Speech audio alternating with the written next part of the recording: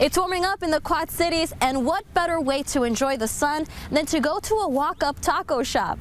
Today I'm going to show you how the guys at Mex to Go turned a local summertime favorite into something you can enjoy year-round.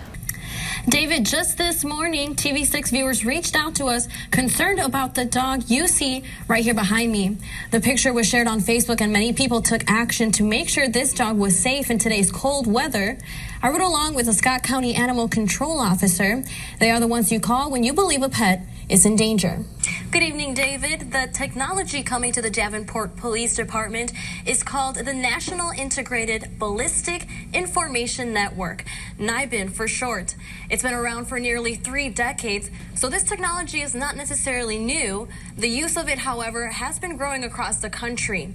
Now, Davenport police say they want that technology in-house to gain an edge in solving gun crimes throughout the Quad Cities. The Riverbend Food Bank has taken on the challenge to receive a great deal of products to their warehouse. It is up to them to figure out the proper distribution in a timely manner. David, TV6 viewers in Whiteside County reached out to us this morning asking for help. Some say they've been snowed in for days now because their roads haven't been plowed since late Monday. I was ready to get my son for basketball practice, and that's when everything ended up happening, so. Arthur Abbey took a bullet to his neck in October of 2017. He's a survivor of violent crime in Davenport. I know when I woke up, I couldn't talk. I couldn't move, I couldn't talk. So that was like a real big life-changing situation.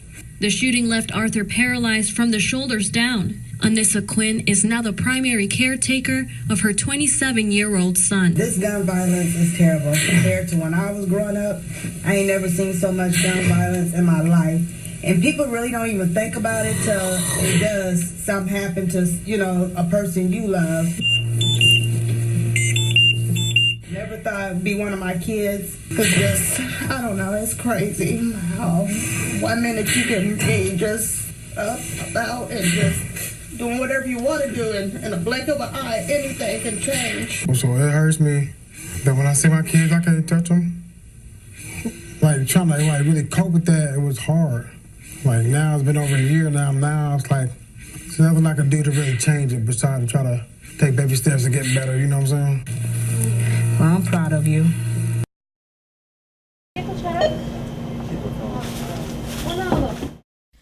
"15 years in the heart of Moline, Supermercado Monarca is locally owned.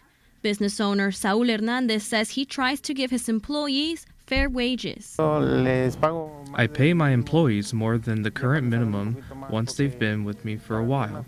For me, it's better to offer them that extra money so that they stay and I don't have to invest in training someone new." It's a small team of people. 12 workers help run the store and restaurant.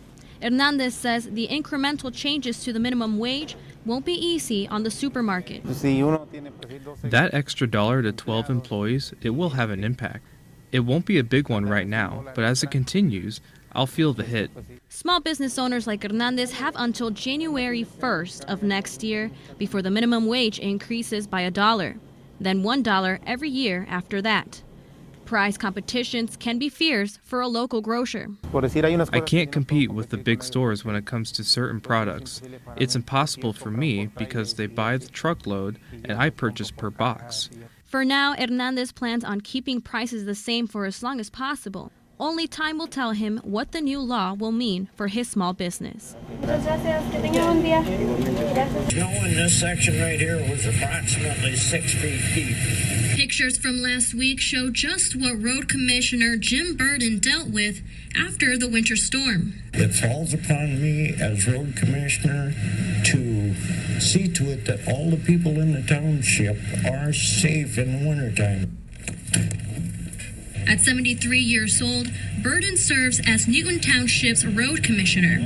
The job and its demands are nothing new to him. I was the road commissioner out here in 78, 79, 80. It's a very, very big responsibility, especially in a bad one. Burden says he dealt with equipment failures that delayed his work during last week's storms. He contacted the county for help, but they were busy with their own roads. I ran on approximately 1 to 3 hours of sleep every day. That was it. I had to keep going.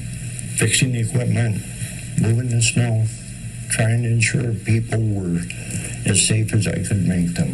Curvy, narrow, gravel roads.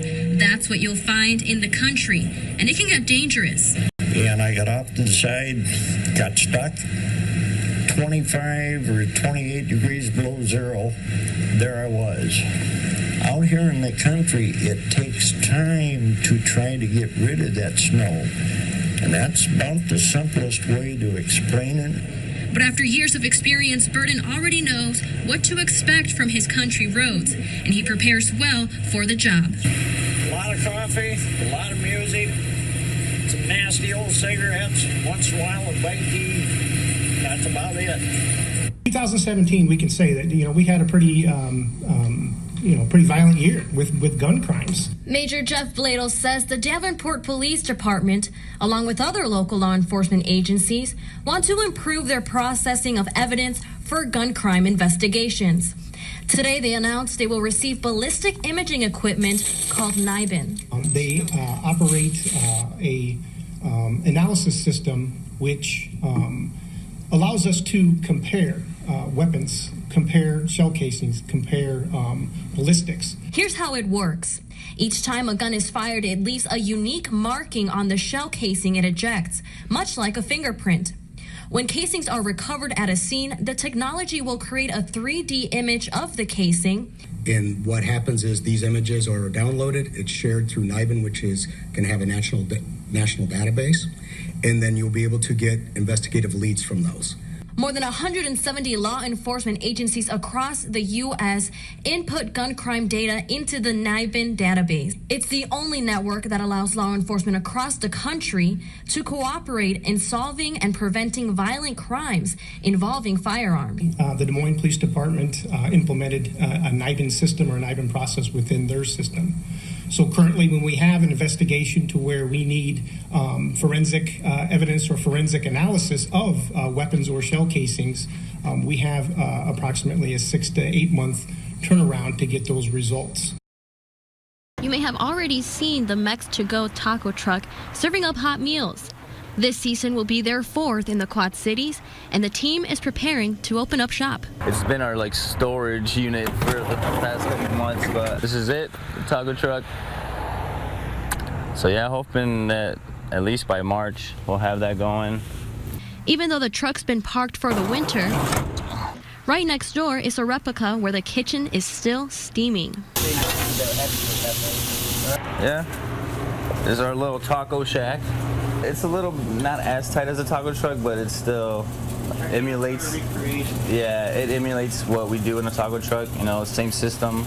With a drive-through or walk-up option, We'll just come up, ring the doorbell. the shack keeps the taco truck fever hot during the winter months.